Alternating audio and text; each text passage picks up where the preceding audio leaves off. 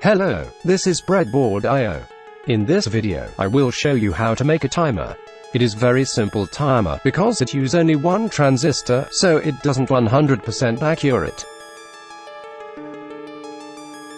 First, you'll need 10 microfarad electrolyte capacitor, a push button, a BC547 transistor, a 220 ohms resistor and a LED, some wires, a 9 volts battery and a breadboard.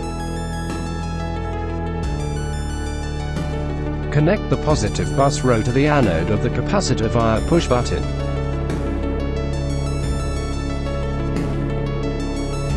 Then, connect the cathode of the capacitor to the negative bus row. Connect the anode of the capacitor to pin 2 of transistor.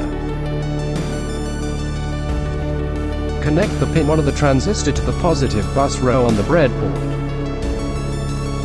Connect the pin 3 of the transistor to the anode of the LED via 220 ohms resistor, and connect the cathode of the LED to the negative bus row.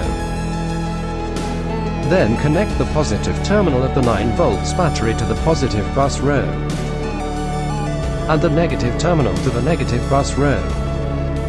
Push the button, release it, and it will slowly light out. When you press the button, the current will flow to the capacitor and pin 2 of the transistor.